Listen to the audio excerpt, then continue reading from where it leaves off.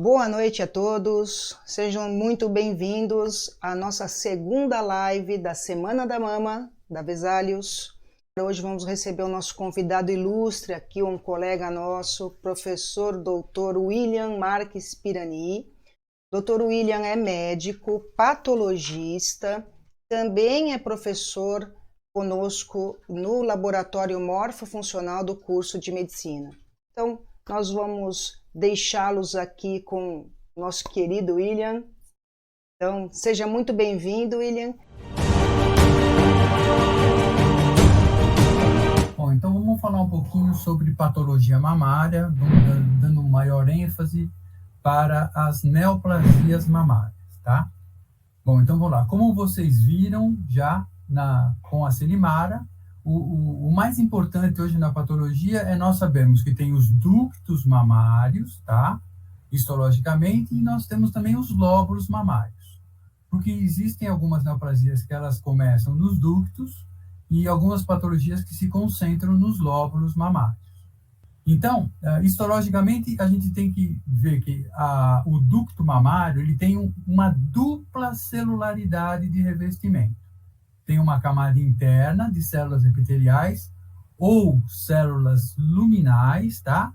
E uma camada externa de células mioepiteliais, que são muito importantes no ducto mamário porque elas causam o quê? A contração desse ducto mamário.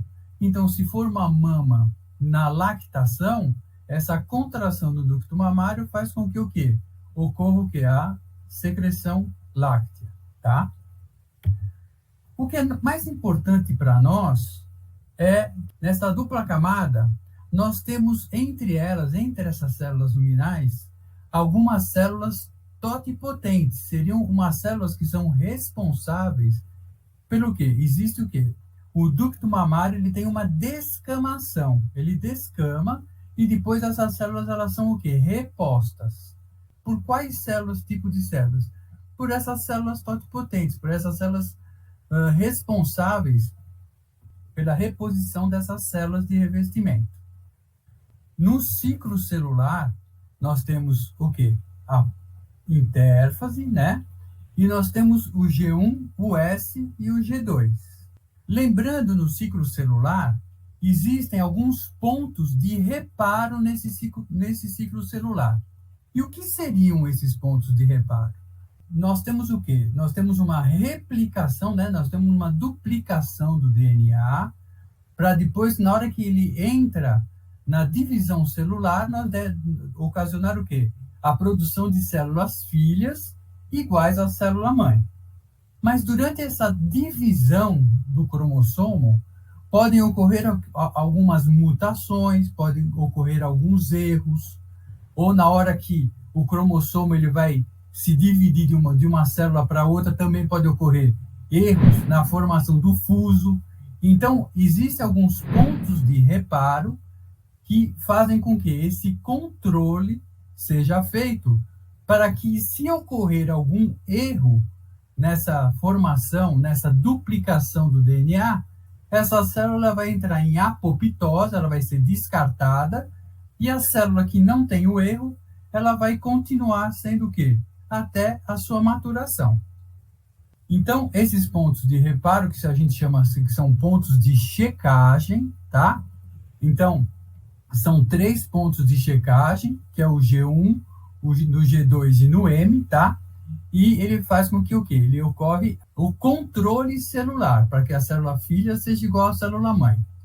Se ocorrer o quê? Algum problema neste ponto de checagem, essas enzimas responsáveis por esta duplicação celular, ocorre o quê? Um erro na divisão celular. E esta célula, ela passa o quê? A não ter mais, ela não é mais igual à célula mãe. Então, ela pode ocorrer o quê? Divisões, assim, descontroladas, e nós temos o quê? A formação do quê? De uma neoplasia. Uma neoplasia maligna, se ela for uma divisão descontrolada, onde ela vai o quê? Acabar gerando um tumor. Então, aquele clone celular, ele vai começar a se dividir, formando o quê? Uma neoplasia maligna mamária. Então, as substâncias responsáveis por esses pontos de checagem são os CDKs, tá? Esses CDKs são proteínas que elas são produzidas pelas células e que elas são responsáveis por esses pontos de checagem. Só que algumas patologias, por exemplo, algumas mutações no cromossomo fazem com que essas substâncias de controle elas não sejam sintetizadas, que é o BRCA1 e o BRCA2, um deles. E então famílias de mulheres que você tem o controle, que você vai ver a produção, o controle se existe geneticamente o fator BRCA1 e o BRCA2, você controlando isso, você sabe se geneticamente esta mulher ela tem o quê? Uma propensão ao desenvolvimento de um câncer mamário. Então, se, por exemplo, se tem mãe que teve câncer mamário, nós fazemos o quê? O teste do BRCA1 e do BRCA2 no cromossomo para ver se a filha ou os netos, as netas, né, elas têm uma predisposição ao desenvolvimento do câncer, tá? Os cromossomos responsáveis pela síntese dessas substâncias que controlam essa divisão celular está no cromossomo 17 e no cromossomo 13. Então, se a gente pensar na carcinogênese, como eu falei para vocês agora mesmo, nós temos o quê? Uma célula mamária, que ela vai fazer as suas divisões, e se tiver um erro no clone, né, se tiver um erro nessa divisão, nós vamos ter o quê? Começar a formação de células, um aumento ou uma proliferação de células anômalas, tá? Que são células clonais responsáveis pelo quê? Pela neoplasia mamária. E quais são os tipos histológicos? Então, vamos lá. Nós temos, então, o ducto mamário. Uma célula começou a se replicar ali dentro e ela começou a divisão anômala, formando um tumor. Nós temos, como eu falei para vocês, nós temos os ductos mamários e os lobos mamários. Nesses dois, nós vamos ter o quê? Tipos histológicos diferentes em cada localização que vai me dar um nome a esse tumor. Por exemplo, no câncer de mama, nós temos os carcinomas ductais in situ, né? Do ducto, ele é in situ, que ele fica dentro do ducto, ou um carcinoma lobular, que está no lóbulo in situ. Então, nós temos nessa raiz, um carcinoma ductal in situ ou um carcinoma lobular in situ. E uma outra raiz nos carcinomas invasivos, que são aqueles carcinomas que eles invadem o estroma mamário, nós temos outros tipos de tumor, que é o lobular, que é igual ao outro, que é o lobular infiltrativo. Nós temos o ductal, lobular, que seria os dois, tanto o lóbulo como o ducto, ele é acometido pela neoplasia. Nós temos o carcinoma tubular, tá? Que formam formações tubulares. Nós temos um carcinoma medular, que ele é mais indiferenciado. Nós temos o carcinoma mucinoso, que é o produtor de mucina, e o ductal invasivo, tá? Os principais que nós encontramos mais frequentemente histologicamente é o carcinoma ductal invasivo e o lobular invasivo, tá? Então, olha, vocês imaginem o ducto mamário. Então, quando a gente tem aquelas células, como eu falei para vocês, que começa uma proliferação celular anômala, que vai produzir um carcinoma, né? Carcinoma é que ele é uma neoplasia maligna de células epiteliais. Então, se nós temos o quê? Uma proliferação dessas células epiteliais, elas vão o quê? Elas vão preencher totalmente o ducto mamário e elas vão começar acometendo o quê? O próprio ducto. E depois, ele começa o quê? Depois que ele estiver in situ, se ele invadir o estroma ele passa a ser invasivo. Então, o in situ ele só fica dentro do ducto e o infiltrativo ele começa a infiltrar o estroma mamário. Então, histologicamente, nós temos o quê? Nós temos aqui um ducto mamário, olha aqui, o ducto mamário, cheio de células epiteliais. A gente nota que essas células epiteliais, elas têm o quê? Núcleos hipercrômicos, que são mais escuros, são núcleos irregulares. Às vezes nós encontramos figuras de mitose nesses núcleos e eles acabam o quê? Eles acabam preenchendo toda a parte interna desse ducto, ou então partes desse ducto.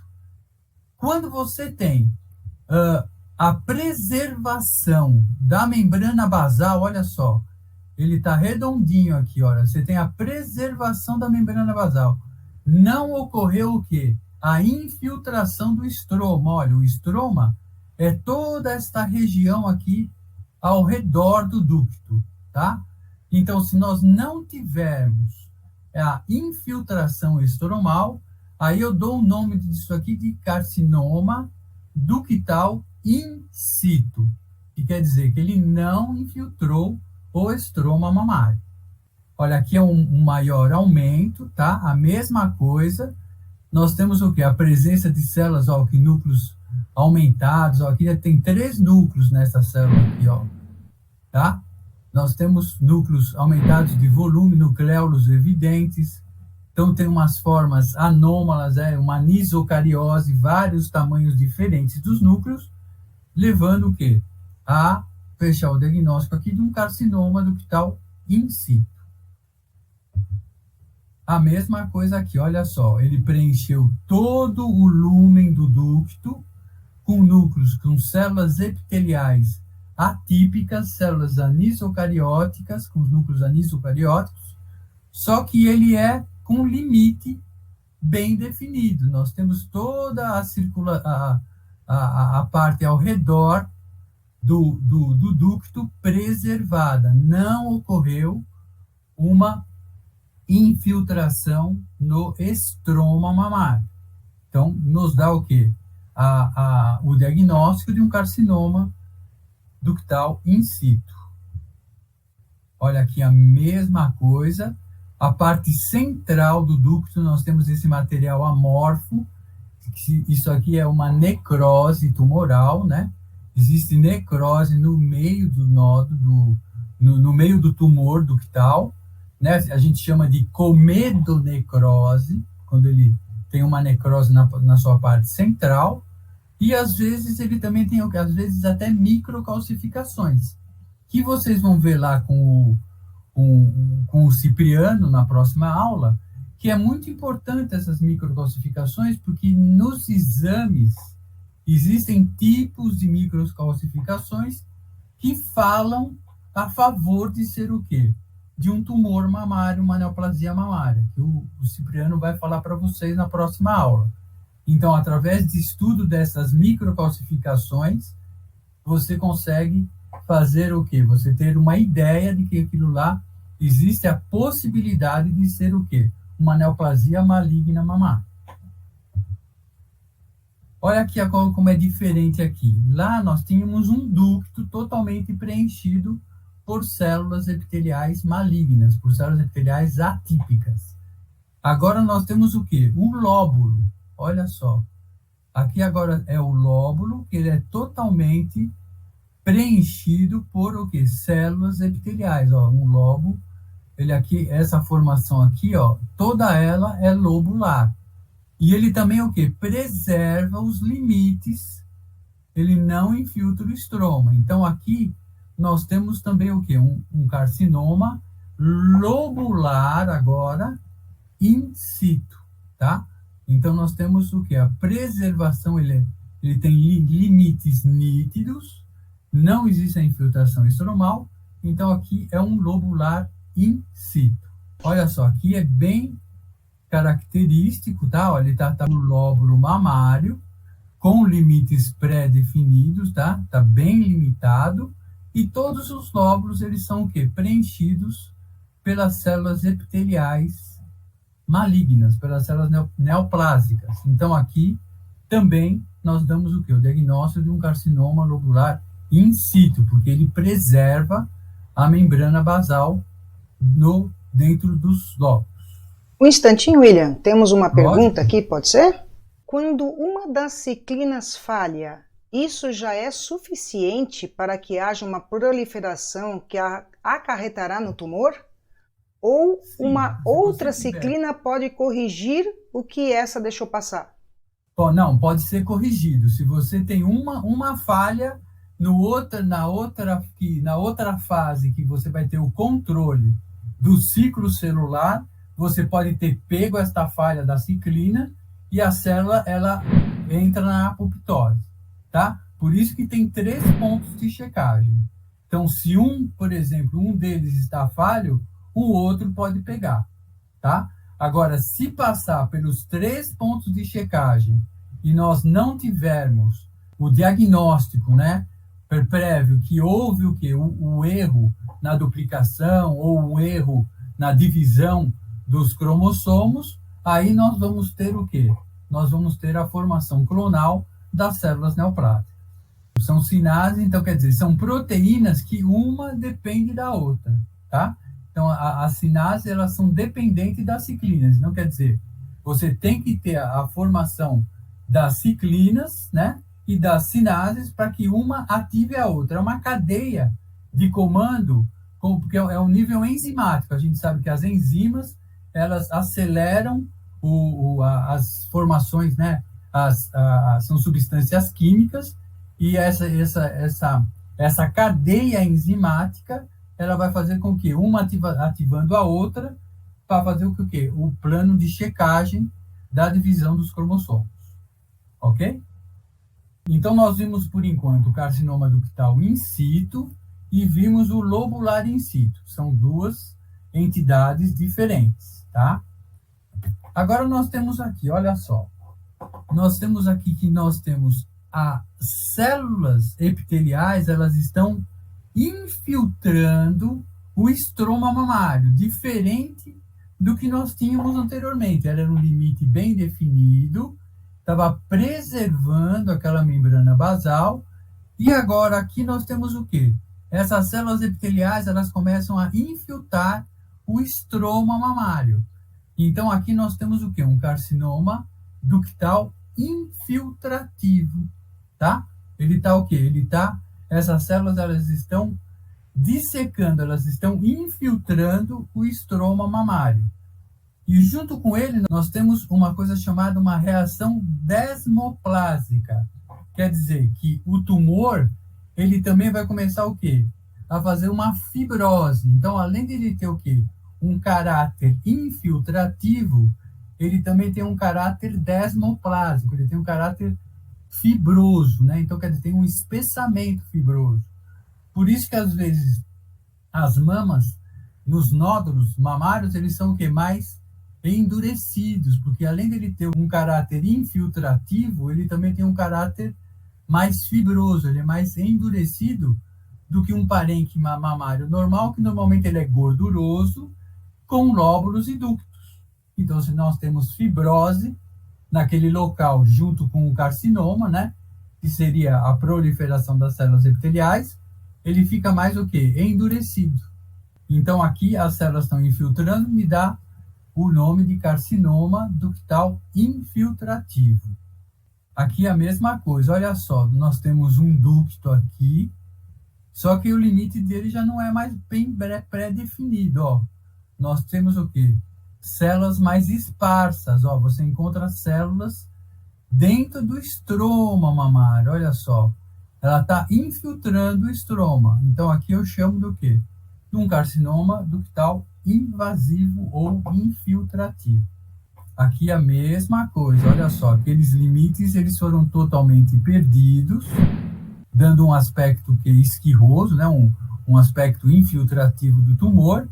E temos o quê? Um tecido conjuntivo fibrilar denso, tá? Que é o chamada reação desmoplásica do tumor. E aqui nós temos o quê? O lobular invasivo. Olha, a gente já, agora os lóbulos, você já não tem aqueles lóbulos bem delimitados, e nós começamos a enxergar o quê?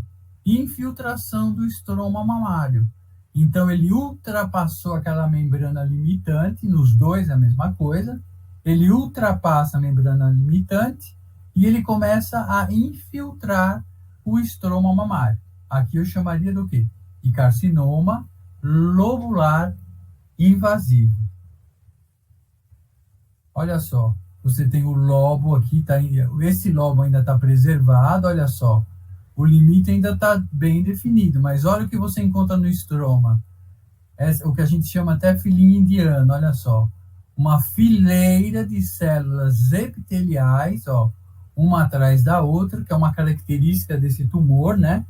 É uma característica histológica, quando a gente faz o diagnóstico histológico, põe a lâmina no microscópio e encontra muitas figuras onde elas têm o quê?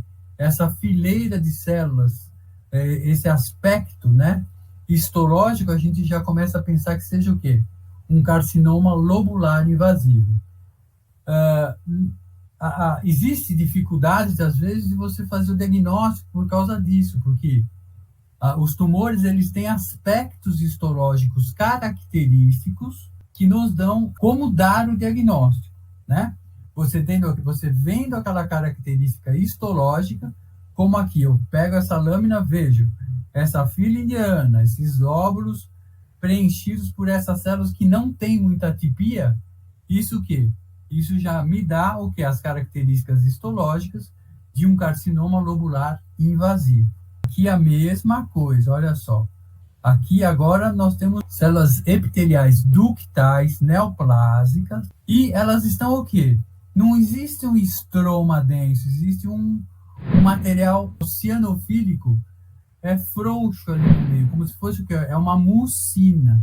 Aqui, esses blocos de células ductais, neoplásicas, em meio o quê? A esta mucina, aqui nós temos o quê? O carcinoma mucinoso mamário. Então, é um tipo de neoplasia maligna mamária, e essa neoplasia, ela também tem o quê? Uma característica infiltrativa, né? Ele vai produzindo mucina, esses blocos de células vão infiltrando o estroma mamário. Depois que nós fazemos o quê? Essa classificação histológica do tumor mamário, então a gente já deu um nome para o tumor, né? Ele é um ductal, ele é um lobular, incito, ou infiltrativo, ou ele é um mucinoso. Então, depois que nós classificamos esse tumor, nós fazemos a medição dele, o tamanho, a gente conta o número de mitoses, para a gente graduar histologicamente, existem tabelas específicas para que seja feito isso. Aí a gente estadia esse tumor para o colega, pelo tamanho do tumor, a gente vai falar para o colega se ele é um T1, se ele é um T2, né? Depois que nós falamos isso, a gente tem o quê? Que dá, através de um método imunistoquímico, é uma coloração especial, nós vamos classificar esse tumor de uma maneira molecular, através de receptores hormonais. Nós usamos quatro parâmetros. Nós usamos os receptores estrogênios, os receptores de progesterona, nós usamos o CERB-B2, né, que é um outro marcador nuclear, e nós utilizamos o índice de proliferação celular. Então, nós utilizamos esses 4 parâmetros através desta coloração. Então, por exemplo, na imunistoquímica, como que fica a lâmina para mim? Eu tenho o quê? Quando ele é positivo, os núcleos, eles ficam nessa coloração marrom. Pelo receptor do estrógeno, ele tá marrom, o núcleo, ele é positivo, tá? Então, eu falo que esse daqui é um tumor estrogênio positivo, RE positivo. A mesma coisa, ó, o receptor de progesterona, a mesma coisa, ó, ele é uma marcação nuclear, eu faço a coloração imunistoquímica, eu vejo o núcleo está marronzinho, então ele é o quê? Ele é um receptor de progesterona positivo também. Se nós não tivermos essas colorações, né? Se ele não fica corado pelo marrom, nem no estrógeno, nem na progesterona, aí a gente vai falar que ele é o quê? É um receptor negativo, tá? Ou ele é positivo ou ele é negativo.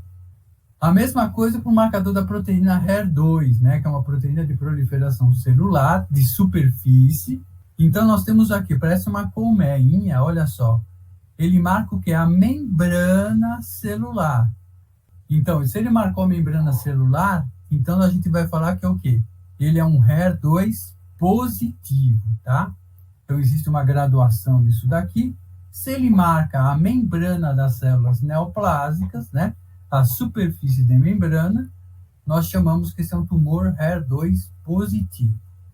E aqui é o Ki67, que é o que eu falei para vocês, é o índice de proliferação celular. São células que estão o quê? Como a gente sabe, as células neoplásicas, elas o quê? Se multiplicam para o crescimento tumoral, elas são autônomas, né? Elas acabam não respondendo a fatores que vão inibir o seu crescimento, elas vão crescendo que o tumor é infiltrativo. Então, esse índice de crescimento celular, índice de proliferação celular, é dado por esse marcador Ki67. Então, todos os núcleos das células, ó, esses núcleos marronzinhos, corados, me dão o quê? Esta célula, ela está positiva para o Ki67. E como é que eu vou fazer a medição? Eu faço através do quê? De uma porcentagem. Se eu tenho 50% marcado, se eu tenho 60%, se eu tenho 25%, então eu faço o quê? Uma mensuração da quantidade percentual de núcleos que estão corados pelo Ki67 para mim passar isso para o médico. Por exemplo, Ki67 positivo, 60%. Então, o colega ele vai saber o quê? Ele vai saber que existem 60%, né, no índice de proliferação celular. Por que esses marcadores aqui eles são importantes? Porque eu vou o quê? Eu vou classificar de uma maneira molecular o tumor para os médicos oncologistas, porque eles vão utilizar algumas drogas específicas de acordo com esta classificação que a gente vai fazer. Então, aqui nós temos o quê? A classificação molecular pela imunistoquímica que eu acabei de falar para vocês. Ele pode ser, por exemplo, um tumor luminal A. Então, é um carcinoma chamado luminal A. Qual é a característica dele? Ele tem o quê? O estrógeno ou a progesterona são positivos, tá? Tem que fazer a coloração nos dois, eles são positivos. O HER2, ele é negativo, ele não cora, ele é negativo. E o índice de proliferação celular, ele tem que ser menor do que 14%. Então, eu vou lá, eu faço o quê? A medição percentual do Ki67. Se for menor do que 14%, eu vou passar para o oncologista que ele é o quê? É um carcinoma infiltrativo do tipo luminal A. E aqui nós temos o quê? Uma boa resposta para uma hormonioterapia. Então, ele vai pegar essa paciente, ele vai fazer o quê? Uma hormonioterapia na paciente, porque esse tipo de tumor, ele tem uma resposta muito boa para a hormonioterapia, então vai para enxugar, para diminuir o tamanho desse tumor, às vezes para você fazer uma cirurgia e retirada do tumor, né? Porque tudo isso para que é? Para você fazer uma citorredução desse tumor, para você diminuir o tamanho desse tumor e para você retirar com menos quantidade de tecido, né? Se nós temos, por exemplo, um tumor muito grande, você fazendo uma citorredução dele, ele fica bem pequeno, aí você vai lá e só retira, por exemplo, um setorzinho da mama, porque normal para você manter a estrutura da mama, né? A gente sabe que esteticamente nas mulheres é muito importante a gente respeitar, né? Tirar a mínima quantidade de tecido mamário para fazer uma reconstrução para que a mama da mulher fique praticamente normal, né? Quanto menos tecido a gente tira, melhor para você fazer uma reconstrução mamária posterior. Aí nós temos o quê? Os tumores luminal B. O luminal B nós temos que ter o quê? Receptor de estrógeno e progesterona também positivos, ou um ou outro. Nós temos que ter o HER2 positivo e o Ki67 superior, né? Maior do que 14%. Se ele cai nesta faixa, dentro destes parâmetros, eu classifico ele como um luminal B, tá? E como aqui a gente está vendo que ele tem uma pior resposta à hormonioterapia e tem o quê? Recidivas tumorais, tá? Então, o oncologista recebendo esta classificação, ele já sabe que não vai ser uma boa opção fazer uma hormonioterapia, então ele vai optar por outras drogas para fazer a citorredução. E para a penúltima coluna, nós temos tanto RE como RP negativos, nós temos uma positividade por HER2, e nós temos o Ki67 variável, daí já não é mais menos do que 14 ou mais do que 14. Então, isso daqui nós temos uma boa resposta com a imunoterapia, tá? O outro tipo que nós temos molecular seria o triplo negativo, né? Então, se nós tivermos o negativo HER2, negativo tanto estrógeno, progesterona, que é a última coluna, ele é triplo negativo, tá? Normalmente o Ki67 ele é positivo e alto. Nós temos um pior prognóstico, que é o triplo negativo. Então, a gente fazendo esta classificação molecular para os oncologistas, nós damos parâmetros para que seja o quê? Um tratamento específico para o tipo de tumor que ela está apresentando. Era isso que eu tinha para falar para vocês de patologia mamária. E agora eu fico aberto para perguntas. Nesse último caso, basal, o último item estava escrito CK basal positivo. O que seria CK? É o mesmo índice? É o mesmo índice, exatamente. Você tem a proteína de proliferação ali, é a mesma proteína, tá?